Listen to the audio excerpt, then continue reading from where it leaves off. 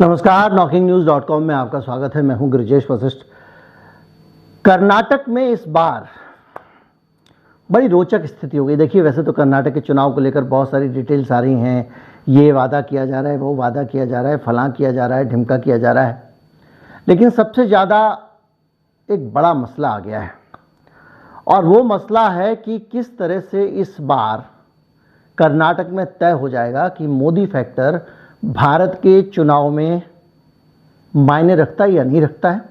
मोदी के नाम पर क्या भारत में इलेक्शन अभी भी जीते जा सकते हैं या परिस्थितियां बदल चुकी हैं। इसके साथ ही और भी बहुत सारी चीज़ें हम समझने की कोशिश करेंगे बहुत सतही तौर पर कि कर्नाटक का खेल और कर्नाटक का जो वर्डिक्ट आएगा उसके क्या संदेश होंगे और उसका आने वाले 2024 के चुनाव और देश भर के चुनाव पे क्या असर पड़ेगा। कहीं मत जाइए, चैनल को सब्सक्राइब कर लीजिए। मैं अभी हाजिर हुआ।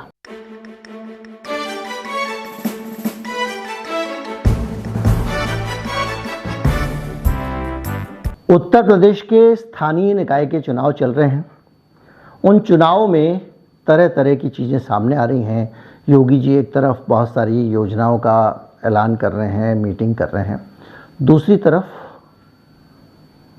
आजम खान ने एक बड़ा सनसनीखेज बयान दिया। उन्होंने कहा जब सरकार आपकी चली जाएगी तब देखेंगे क्या होता है। राजीव गांधी कितने शक्तिशाली थे, उनके शरीर के टुकड़े तक नहीं मिले, वगैरह वगैरह। लेकिन कुल मिला के इन सारे चुनावों में, चाहे वो कर्नाटक विधानसभा का चुनाव हो या यूपी का ये जो चुनाव हो या आने वाला मध्य प्रदेश का चुनाव हो या राजस्थान का चुनाव हो, इन सारे चुनावों में सिर्फ एक ही मकसद होने वाला है और वो मकसद ये है कि 2024 की बिसात को कैसे बिछाया जाए। भारतीय जनता पार्टी अगर जादूगर है, भारतीय जनता पार्टी अगर राक्षस है, तो उसका तोता है मोदी जी। अगर मोदी जी कमज़ोर पड़ते हैं तो भारतीय जनता पार्टी गई। अगर मोदी जी की लोकप्रियता कम होती है तो भारतीय जनता पार्टी की लोकप्रियता ख़त्म, क्योंकि भारतीय जनता पार्टी में जो दूसरे आकर्षण के बिंदु थे वो धीरे धीरे समाप्त कर दिए गए हैं और भारतीय जनता पार्टी में जो दूसरे नेता अपनी दम पर पार्टी में खड़े हुए थे उनको धीरे धीरे बदल कर ऐसे नेताओं को सामने ला दिया गया है जो नेता मोदी जी के नाम पर जागते हैं, मोदी जी के नाम पर सोते हैं, मोदी जी के मन की बात के लिए भीड़ जुटाते हैं और उनको लगता है कि चुनाव में जाऊंगा, मोदी जी का नाम लूंगा और जीत जाऊंगा। जैसा कि 84 में इंदिरा गांधी की हत्या के नाम पर कांग्रेसियों को लॉटरी लगी थी, वैसे ही मोदी जी के नाम पे, यानी मोदी जी भारतीय जनता पार्टी का सबसे बड़ा ब्रांड है। आपको याद होगा कि मणिशंकर अय्यर ने एक बार मोदी जी को नीच कह दिया था। बड़ा नीच किस्म का नेता है ये, ऐसे कुछ शब्द उन्होंने इस्तेमाल किया। उसके बाद उनको सार्वजनिक रूप से राहुल गांधी को नसीहत देनी पड़ी थी और उनको बताना पड़ा था कि ऐसी भाषा का इस्तेमाल ना करें। इसके पीछे एक वजह मानी जाती थी और वो वजह ये थी कि मोदी जी का जो पर्सोना है, उनकी जो पर्सनैलिटी है वो ये है कि मोदी जी को अगर आप गाली दोगे, मोदी जी को अगर आप इलेक्शन में टारगेट करोगे तो आपको नुकसान होगा। मोदी जी पे आप तीर चलाओगे तो आप ही को लगेगा।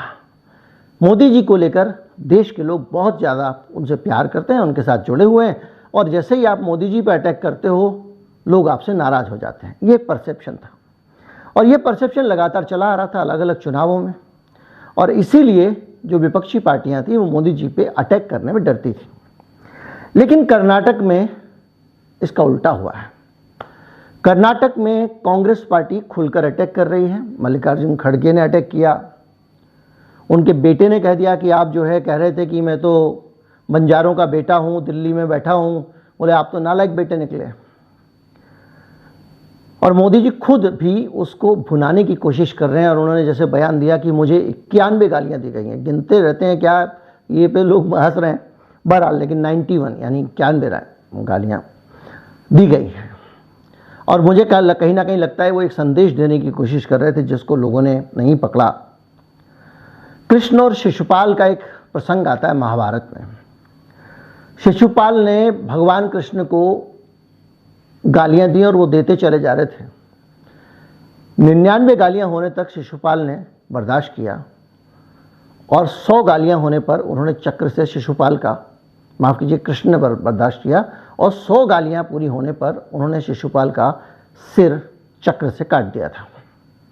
हो सकता है मोदी जी ये बता रहे हो कि भाई 91 हो गई है, 9 बची हैं, उसके बाद कुछ जो भी हो, लेकिन उसको लोगों ने पकड़ा नहीं, क्योंकि 100 के आसपास की संख्या का जिक्र करने के पीछे कुछ ना कुछ मकसद ज़रूर रहता है।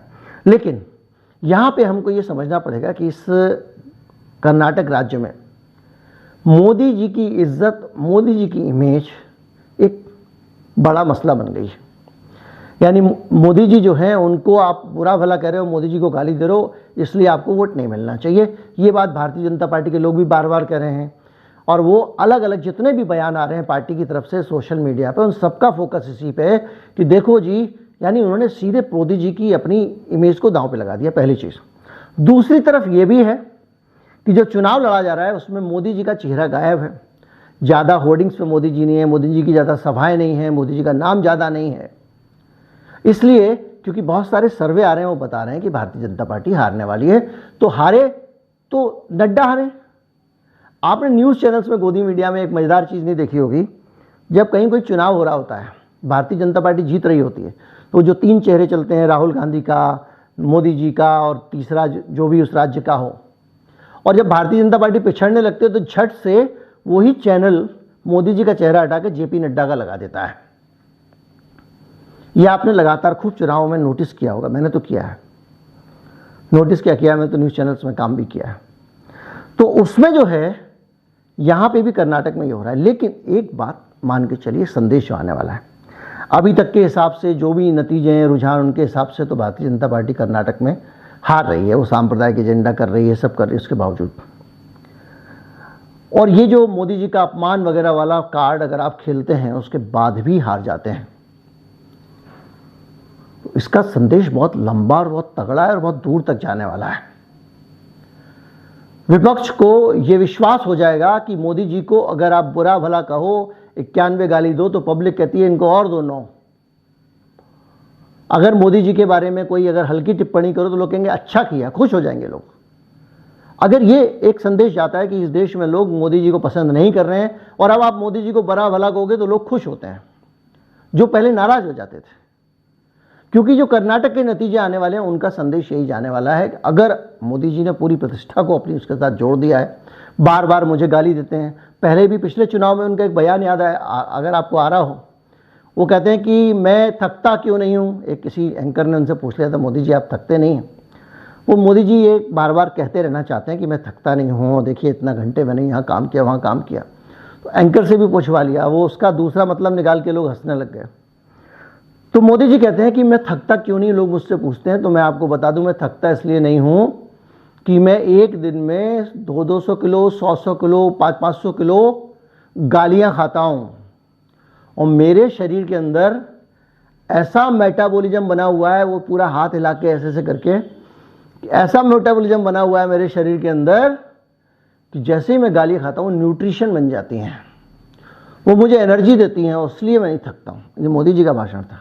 तो ये मोदी जी का एक शैली है जिसके ज़रिए वो लगातार लोगों को एहसास दिलाते हैं, देखो जी मुझे बहुत गाली दे रहे हैं, आपके भाई को गाली दे रहे हैं, आपके बेटे को गाली दे रहे हैं, आप देश का बेटा हूँ मैं, मुझे गाली दे रहे हैं, मैं देश का पुत्र हूँ, मुझे गाली दे रहे हैं। वही वो कर्नाटक में चल रहे हैं। लेकिन एक चुनाव, 2 चुनाव वो हार गए ये बोलने के बाद, तो कंक्लूजन ये निकलेगा कि भैया इनको गाली देने वालों से लोग खुश हो जाते हैं। और अभी ये 2019 नहीं है, ये 23 है। चीज़ें बहुत बदल चुकी हैं। भारतीय जनता पार्टी के अंदर भी बड़ी संख्या में ऐसे लोग हैं जो मोदी जी को गाली देने पर खुश होते हैं।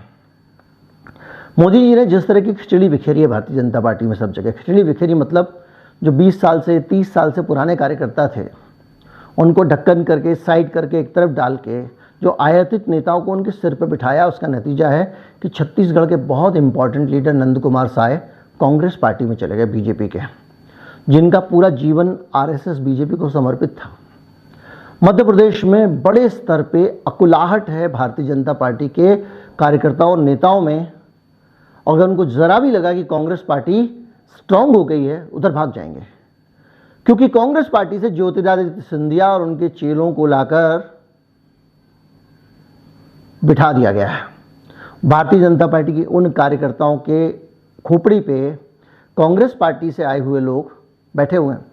उनकी एक छटपटाहट है, उनकी एक विचारधारा है, उनकी एक आइडियोलॉजी है, उनकी एक सोच है, और वो इस आज की इलेक्शन वाली पॉलिटिक्स के हिसाब से क्यों इनके साथ एडजस्ट करेंगे। तो ये जो है ना, ये जो वर्ग है, जो इस तरह से पिछड़ा दबा हुआ वर्ग है, जैसे एक जो भी बेस था हरियाणा में, वो एक पंजाबी को मुख्यमंत्री बनाने के बाद उस पर्टिकुलर जाति के लोग रुष्ट हो गए हैं। जाटों के बीच में बहुत समर्थन था बीजेपी को। इस तरह की चीज़ें बहुत सारी हो गई हैं, और तो इसलिए क्लास भी बन गई है जो मोदी जी को बुरा भला कहने पे खुश होती है, और वो धीरे धीरे करके 24 तक बढ़ने वाला है। और कर्नाटक के नतीजे में अगर बीजेपी बुरी तरह हारती है, जैसा कि पोल दिखा रहे हैं, हालांकि ये आखिरी समय में बदलने की बहुत कोशिश कर रहे हैं, अगर ऐसा हो जाता है तो इस पर मुहर लग जाएगी कि भाई मोदी जी को गाली दो तो नंबर मिलते हैं, मोदी जी को गाली दो तो सीट मिलती है, और वो जाके भारतीय जनता पार्टी के लिए बड़ी समस्या खड़ी हो सकती है। और इसलिए समस्या खड़ी हो सकती है कि भारतीय जनता पार्टी के पास ले देकर बेचने के लिए पूरे शोरूम में एक ही प्रोडक्ट है, वो है मोदी जी। मोदी जी नहीं तो कुछ नहीं। मोदी जी का ब्रांड जब तक है तब तक भारतीय जनता पार्टी, जब तक मोदी जी का चेहरा, जिस दिन मोदी जी लड़खड़ा जाते हैं भारतीय जनता पार्टी लड़खड़ा जाएगी। और मोदी जी अब पहले की तरह क्षुण्ण नहीं रहे हैं। मोदी जी के ऊपर अडानी वाले मामले को लेकर जिस तरह के आरोप लगे हैं, बहुत गंभीर आरोप हैं, जिन पे भारतीय जनता पार्टी चुप है, कोई उत्तर नहीं दे पा रही है। इस तरह के गंभीर मसले अलग अलग तरह से, अलग अलग कॉर्नर से मोदी जी पे ही डिग्री वाला हमला भी हुआ है। सीधे मोदी का अपना जो परसेप्शन है उस पर भी विपक्ष डेंट कर रहा है, और जिस दिन वो बड़ी मूर्ति ढह ढा के गिरती है उसके मलबे में ये पार्टी दब जाएगी। इसलिए कर्नाटक के नतीजे बहुत अहम होने वाले हैं, और इसमें ये जो सबसे खतरनाक रिस्क वाला तत्व है ये खुद मोदी जी ने उसमें डाल दिया है। उम्मीद करता हूँ ये एनालिसिस आपको अच्छा लगा होगा। अच्छा लगा हो तो ज़्यादा से ज़्यादा लोगों तक पहुँचाएं, चैनल को सब्सक्राइब कर लें।